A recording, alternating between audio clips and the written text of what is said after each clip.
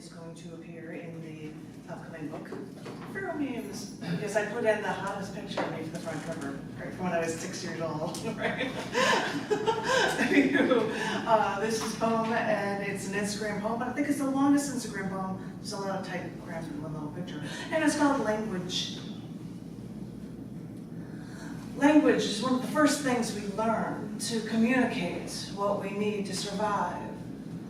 You may have heard that language is a virus, but I beg to differ. It's too ingrained in us to be the enemy, to be our downfall, to be something we have to fight to survive.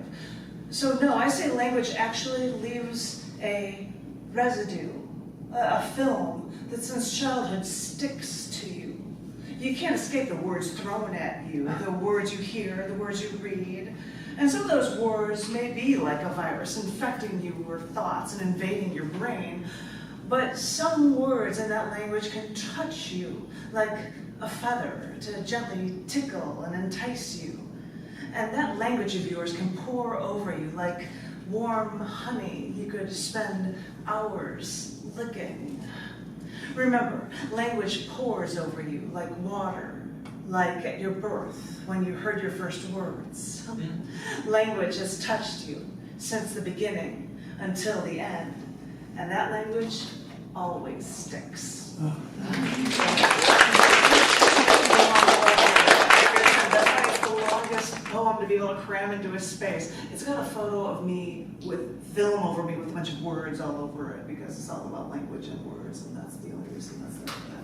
Anyway, but I thought I'd show that off for you, and I'm going to read two poems that are also, well, this one's another one, and I like this one because it makes me think of the Baha'i Faith Center, and whether you've heard it, I hope you like it. It's called Unity for Humanity.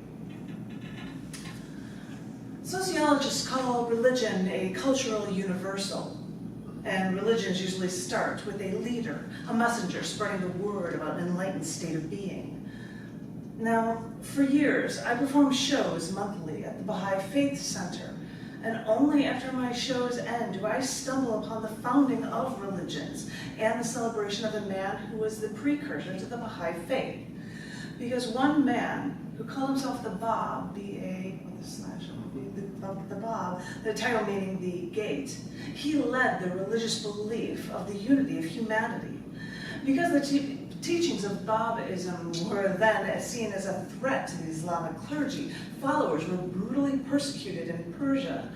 So, considering what Ali Muhammad Shirazi did and all that he meant to connectiveness and understanding, the Baha'i decided to declare the Bab Day as one of the 9 holy days.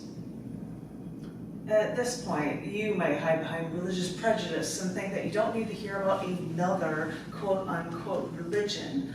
But the Baha'i believe in social teachings that stress the equality of all humans, regardless of gender, race, and class.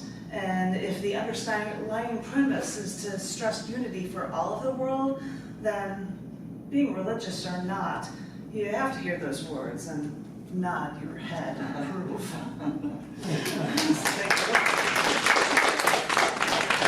This one, I can't believe I'm going to read it, but I wrote this. It's called Voluptuous and Intelligent Too.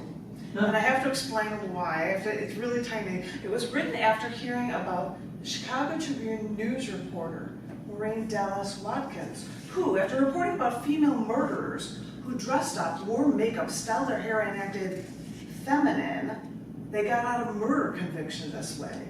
And so she wrote a play on it, which was later adapted into the musical Chicago. Oh, yeah, that's okay. I know, I was like, really? That was the foundation for it? That kind of blew me away, but I heard the story and that's why I wrote this piece. Too many times men treated me as if I couldn't have a brain, and they objectified me every chance they could take. I was thrown into their male-dominated den, but I learned fast. I had the brains, but I could also use what made men weak.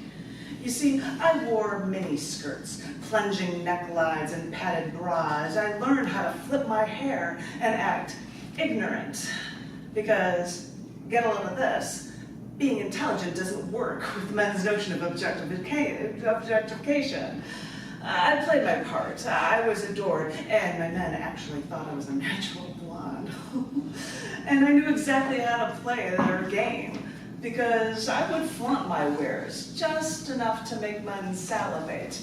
I allowed men to adore, until I could then show them a thing or two about being intelligent. Yeah. That blew my mind. There was a story about a report about these women just being like, and that became a thing that went into Chicago. We have 10 or 20 minutes. Does anybody want to go and do one, or if people don't want to read, we have the time. Should we do one or two? Music would be one song. I read a couple haiku and leave it at that. Is that cool with you? Because we can go over. Just make it short, is all we say, I guess. And if you go one good way to talk, please, ladies and gentlemen.